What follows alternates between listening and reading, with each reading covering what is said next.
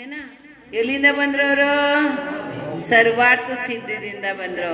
ಯಾಕಂದ್ರೆ ಊರ್ಧ್ವ ಲೋಕದಲ್ಲಿ 16 ಸ್ವರ್ಗ ಇದೆ, ಅದ್ರ ಮೇಲೆ 9 ಗ್ರೈವೇಕ ಇದೆ, ಅದಾದ ನಂತರ 9 ಅನುದಿಶ ಇದೆ, ಮತ್ತೆ 5 ಅನುತ್ತರಗಳಿವೆ. ಅದರಲ್ಲಿ ಅಂತಿಮ ಅನುತ್ತರ ಏನಿದೆಯಲ್ಲ ಸರ್ವಾರ್ಥ ಸಿದ್ಧಿ, ಅಲ್ಲಿಂದ ಬಂದಿದ್ದಾರೆ. ಅಂದ ನಂತರ ಸರ್ವಾರ್ಥ ಸಿದ್ಧಿದಿಂದ ಅವರು ಇಲ್ಲಿ ಬಂದ್ರು. ಇಲ್ಲಿ ಬಂದಿದ್ದು ಆ ಟೈಮ್ದಲ್ಲಿ ಅವ್ರದ್ದು ಜನ್ಮ, ಅವರು ಗರ್ಭದಲ್ಲಿ ಬಂದ್ರು ಆಷಾಢ ಕೃಷ್ಣ ದ್ವಿತೀಯ ದಿನ. ಆದ್ರೆ ಅವ್ರದ್ದು ಜನ್ಮ ಆಯ್ತು ಯಾವಾಗ? ಚೈತ್ರ ಕೃಷ್ಣ ನವಮಿ ದಿನ. ಯಾವಾಗ ಅವ್ರದ್ದು ಜನ್ಮ ಆಯ್ತು? ಚೈತ್ರ ಕೃಷ್ಣ ನವಮಿದಲ್ಲಿ.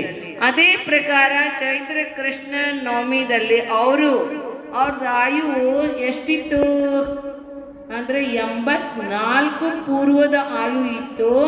ಅವರು 83 ಪೂರ್ವ ತಮ್ಮ ಮನೆಯಲ್ಲಿ ಕಳೆದ್ರು. ಆದ್ರೆ ಕೂಡ ಅವ್ರಿಗೆ ವೈರಾಗ್ಯ ಬರಲಿಲ್ಲ. ಏನ್ ಬರಲಿಲ್ಲ? ವೈರಾಗ್ಯ ಬರಲಿಲ್ಲ. ಆ ಟೈಮ್ದಲ್ಲಿ ಸೌಧರ್ಮೇಂದ್ರಿಗೆ ಚಿಂತೆ ಆಯ್ತು. ಇಷ್ಟು ವರ್ಷ ಇವ್ರ ಮನದಲ್ಲಿ ಕಳೆದ್ರು, ಆದ್ರೆ ಕೂಡ ಇವ್ರಿಗೆ ವೈರಾಗ್ಯ ಬರಲಿಲ್ಲ ಅಂತ ಹೇಳಿ ಅವನೇನ್ ಮಾಡ್ದ? ಯಾರಿಗೆ ಸ್ವಲ್ಪ ಆಯುಷ್ಯ ಉಳಿದಿದೆ ಅಂತ ನೀಲಾಂಜನ ಹೆಸರಿನ ಒಬ್ಬ ದೇವಿ ಇದ್ದಳಲ್ಲ, ಅವಳನ್ನ ಆದಿನಾಥರ ಸಭಾದಲ್ಲಿ ಅವ್ರದ್ದು ನೃತ್ಯ ಇಟ್ರು. ಅನಂತರ ಆಕೆ ನೃತ್ಯ ಮಾಡ್ತಾ ಮಾಡ್ತಾ ಅವ್ರದ್ದು ಮರಣ ಆಯ್ತು. ಅದೇ ಸ್ಥಾನದಲ್ಲಿ ಮತ್ತೊಬ್ರು ನೀಲಾಂಜನವನ್ನ ಅವನು ಅಲ್ಲಿ ಉಪಸ್ಥಿತ ಮಾಡ್ದ. ಈ ಮಾತು ಯಾರಿಗೆ ಕೂಡ ಗೊತ್ತಾಗ್ಲಿಲ್ಲ. ಆದ್ರೆ ಯಾರಿಗೆ ಗೊತ್ತಾಯ್ತು? ಕೇವಲ ಆದಿನಾಥರಿಗೆ. ಇಷ್ಟೇ ಕಾರಣದಿಂದ ಅವ್ರಿಗೆ ವೈರಾಗ್ಯ ಆಯ್ತು. ವೈರಾಗ್ಯ ಆದ ನಂತರ ಏನಾಯ್ತು? ವೈರಾಗ್ಯ ಆದ ನಂತರ ಅವ್ರು ದೀಕ್ಷಾ ತಗೊಂಡ್ರು. ದೀಕ್ಷಾ ತಗೊಂಡ ಮೇಲೆ ಅವರು 6 ತಿಂಗಳು ಕಾಯಸರ್ಗದಲ್ಲಿ ನಿಂತರು. ಮತ್ತೆ ಆ ಸಮಯದಲ್ಲಿ ಆಹಾರ ಏನ್ ಮಾಡ್ಲಿಲ್ಲ. ಅದಾದ ನಂತರ 7 ತಿಂಗಳು 9ನೇ ದಿನ ಅವ್ರಿಗೆ ಆಹಾರ ಆಯ್ತು. ಆಮೇಲೆ ಅವರು 1000 ವರ್ಷ ತನಕ ತಪಸ್ಸೆ ಮಾಡಿದ್ರು.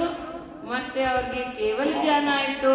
ಕೇವಲ ಜ್ಞಾನ ಆದ ನಂತರ ಅವ್ರದ್ದು ಸಮೋಸರಣದ ಏನು ವಿಸ್ತಾರ ಇತ್ತು ಅಂದ್ರೆ ಅದು 12 ಯೋಜನ ಇತ್ತು. ಎಷ್ಟು? 12 ಯೋಜನ. ಆದ್ರೆ ವರ್ತಮಾನದಲ್ಲಿ ಅವಸರ್ಪಿಣಿ ಕಾಲ ನಡೀತಾ ಇದೆ ಅಂತ ಹೇಳಿ ಒಬ್ಬೊಬ್ರು ತೀರ್ಥಂಕರದ ಸಮಯದಲ್ಲಿ ಏನ್ ಸಮೋಸರಣ ಇತ್ತು, ಅರ್ಧ ಯೋಜನ ಕಡಿಮೆ ಆಗ್ತಾ ಭಗವಾನ್ ಮಹಾವೀರ ಸಮೋಸರಣ ಕೇವಲ 1 ಯೋಜನೆ ಉಳಿತು.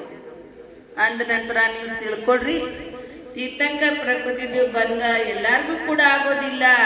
ಆದ್ರೂ ಪುಣ್ಯ ಹೆಚ್ಚು ಇದೆ ಅವ್ರಿಗೆ ಅಷ್ಟೇ ತೀರ್ಥಂಕರ ಪ್ರಕೃತಿದು ಬಂದ ಆಗ್ತದೆ.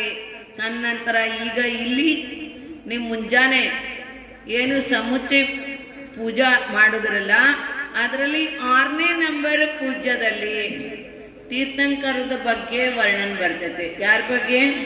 ತೀರ್ಥಂಕರದ ಬಗ್ಗೆ ವರ್ಣನೆ ಬರ್ತದೆ. ಅಂದ ನಂತರ ಅವ್ರಿಗೆ ಯಾವಾಗ ಕೇವಲ ಜ್ಞಾನ ಆಗ್ತದೆ ಆ ಸಮಯದಲ್ಲಿ ಇಂದ್ರನ ಆಜ್ಞೆಯಿಂದ ಕುಬೇರ ಬಂದು ಸಮೋಸರಣದ ರಚನೆ ಮಾಡ್ತಾರೆ. ಅನಂತರ ಆ ಸಮೋಸರಣ ಒಂದು ಕಡೆ ನಿಲ್ಲೋದಿಲ್ಲ. ಎಲ್ಲಿ ಭವ್ಯ ಜೀವಗಳಿದ್ದಾರೆ ಅಲ್ಲಿ ಸಮೋಸರಣ ಯಾರಿಗೆ ಹೇಳದೇ ಇಲ್ಲ. ಅನಂತರ ಅವ್ರದ್ದು ಎಲ್ಲಾ ಕ್ರಿಯಾಗಳು ಸ್ವಭಾವದಿಂದ ಆಗ್ತವೆ. ಅದ್ರ ಸಲುವಾಗಿ ಪ್ರವಚನ ಗ್ರಂಥದಲ್ಲಿ ಕೊಂದು ಸ್ವಾಮಿಗಳು ಹೇಳಿದ್ದಾರೆ.